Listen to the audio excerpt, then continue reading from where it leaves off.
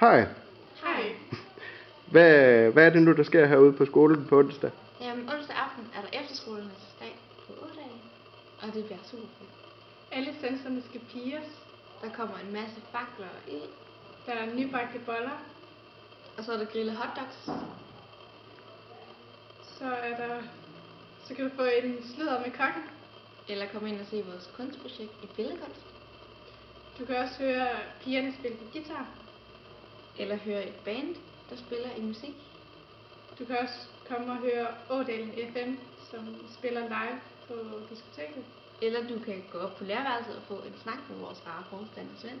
Eller spille spil. Drikke te med vores søde elev.